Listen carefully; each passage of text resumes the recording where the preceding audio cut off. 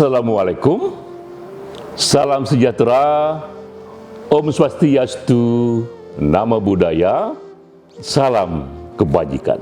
Awalnya adalah kearifan, wisdom, lalu kearifan tersimpan dalam puisi. Ini serial kuliah singkat, kultum, kuliah 7 menit. Kita menggali kearifan dari kutipan puisi. Kali ini kita menggali Omar Khayyam. Ia adalah penyair Persia. Ia hidup di tahun 1048 sampai 1131. Ini penyair yang hidup 1000 tahun lalu, dan kita gali puisinya yang terkenal dari buku Rubaiyat of Omar Khayyam. Ini satu kutipannya yang sering dikutip di banyak sumber. Telah kucari jauh di atas bukit, jauh di atas langit, di manakah sorga dan neraka? Terdengar suara teduh dan suci, sorga dan neraka tersembunyi di dalam hatimu sendiri. Bukan main. Ini sang penyair mencari sorga dan neraka jauh di atas langit tertinggi, dan ia menemukan, ia mendengar pernyataan bahwa sorga dan neraka ternyata tersembunyi di dalam hatinya sendiri. Apakah arti dari metafor ini? Apa yang bisa kita gali? Kearifan apa yang bisa kita dapatkan dari kutipan ini? Puisi adalah endapan batin sang penyair. Karena itu penting kita gali dulu riwayat singkat sang penyair, karena sangat mungkin kita temukan dalam hidupnya yang bisa kita gunakan untuk menafsir puisinya.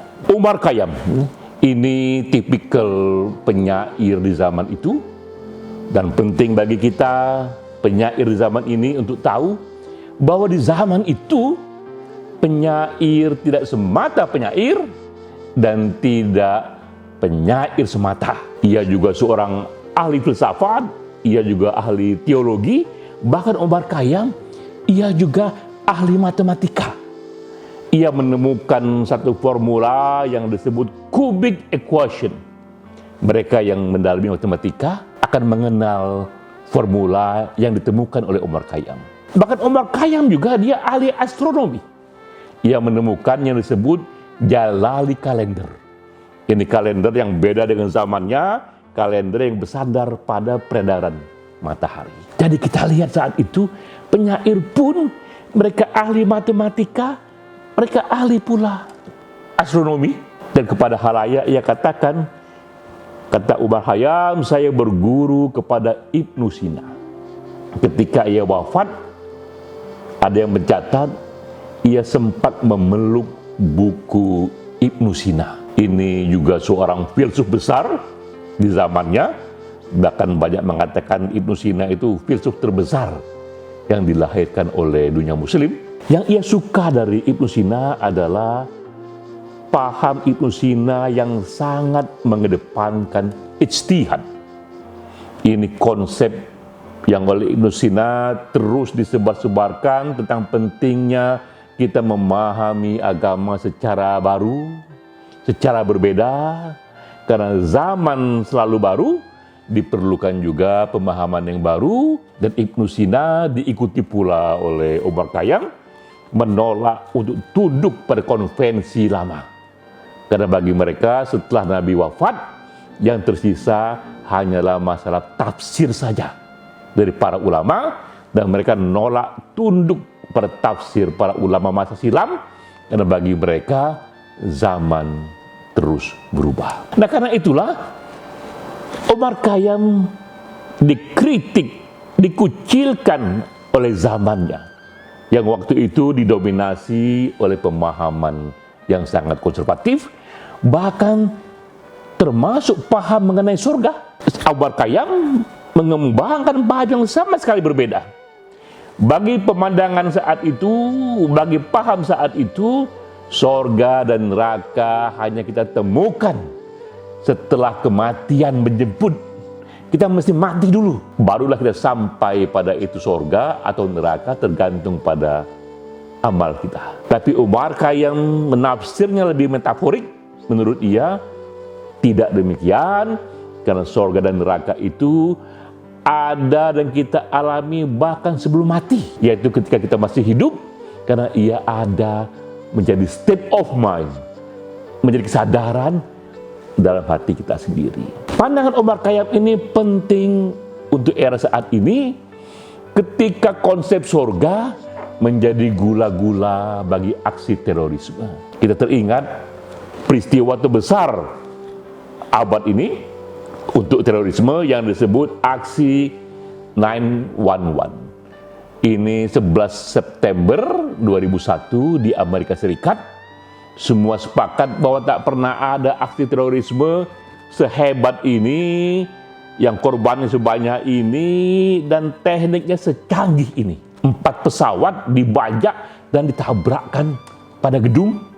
Dan kita tahu, tak hanya gedung sipil yang diserang, tapi juga gedung militer yang diserang, dan ini terjadi di negara superpower. Dahsyat sekali. Ya. Dan kita tahu korbannya 3.000 orang wafat, 25.000 luka-luka, dan kerugian properti sebesar 140 triliun. Tak ada bandingannya aksi terorisme ini. Tapi yang orang catat adalah komen pesan dari Muhammad Atta. Muhammad Atta ini salah satu pelaku, bahkan bisa dikatakan dia pimpinan eksekutor dari aksi terorisme. Dan tercatat dalam dokumen, ia mengatakan kepada sesama pelaku, ia memberi semangat bahwa para perawan telah menunggu kita di sorga sana. Jadi itu pesan dari Muhammad Atta yang sempat terekam.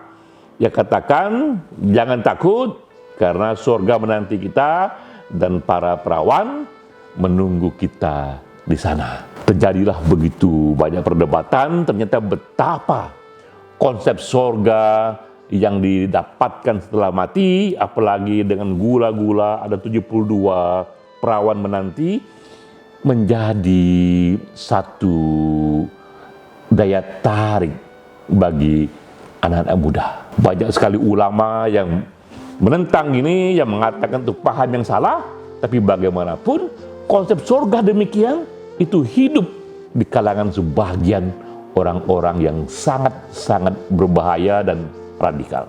Omar Khayyam sudah datang 1000 tahun yang lalu memberikan konsep surga yang sangat berbeda. Bagi Omar Khayyam, kita tak harus bunuh diri, bahkan tak harus mati dulu, tapi surga dan neraka itu dapat kita rasakan dalam hati kita sendiri, sangat tergantung dari state of mind, dari kesadaran yang kita kembangkan selama kita hidup. Inilah harta terpendam, inilah mutiara kearifan yang tersimpan dalam puisi Omar Khayyam, dan kita terpana karena ini ia katakan 1000 tahun lalu. Karena itu, dengan menghayati Omar Khayyam, kita ikuti dan kita renungkan seruannya, bahwa pentingnya kita rasakan, kita kembangkan state of mind, kesadaran yang penuh cinta, karena ketika itu dikembangkan, kita pun akan rasakan sorga dan neraka di dalam hati kita sendiri sebelum kematian menjemput kita. Sampai jumpa.